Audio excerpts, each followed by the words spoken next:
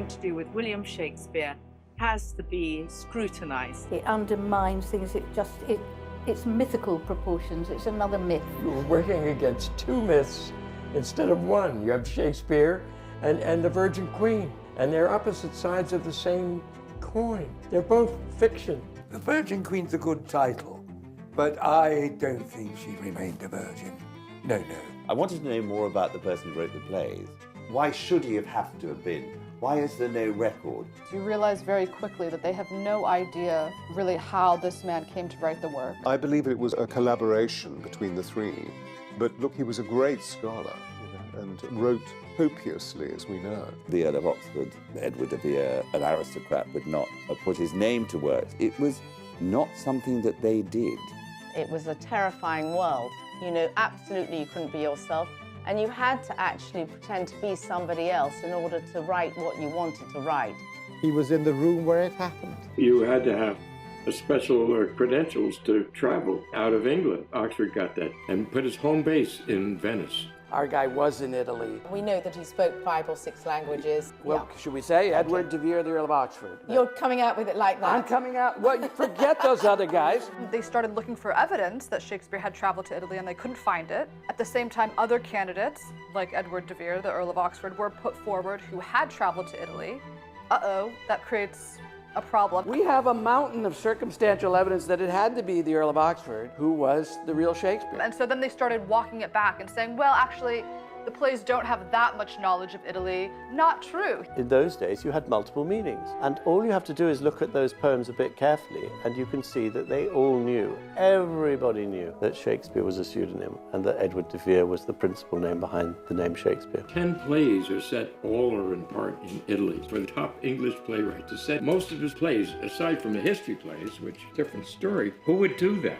This is not the Stratford man on that basis alone. You rule him out. The knowledge is extraordinarily detailed, and they can't really account for it except to say, oh, he must have talked to some Italians in a tavern, that's not a scholarly answer.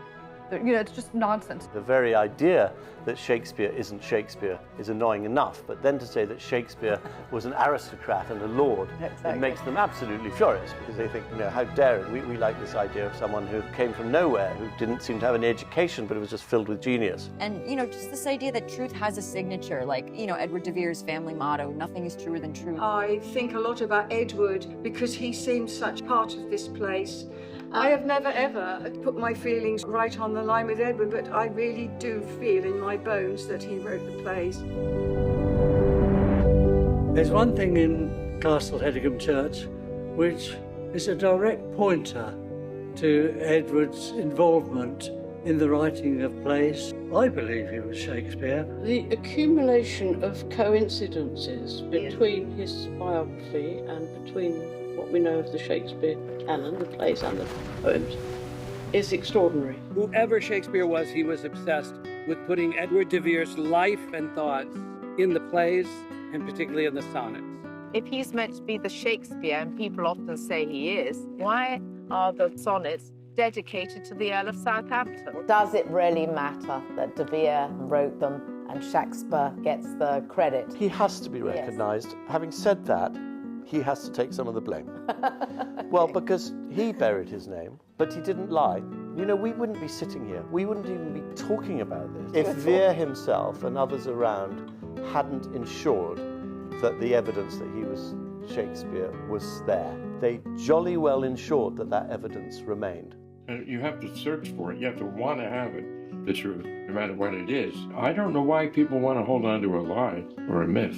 This is the clue. We were looking for the real meaning of what was going to happen and who Edward de Vere was. It's lovely and very sad, really, isn't it? It's terribly sad. Yeah. I'd like to see it become the authentic, which I believe it now is, voice of Shakespeare. That the problem is solved. How I feel about Edward de Vere. He was just such a towering, amazing figure. But we believe in Mozart and we believe in Chopin. I just think that Edward de Vere is more amazing than Chopin and than Mozart. I just think he's in this incredibly dramatic milieu surrounded by geniuses, and it's this epic saga that includes esotericism and spirituality and war and propaganda, and I feel His work is alive, and I think Edward de Vere is going to be okay. I think Edward de Vere has made it 400 years, and the truth is only going to get more powerful.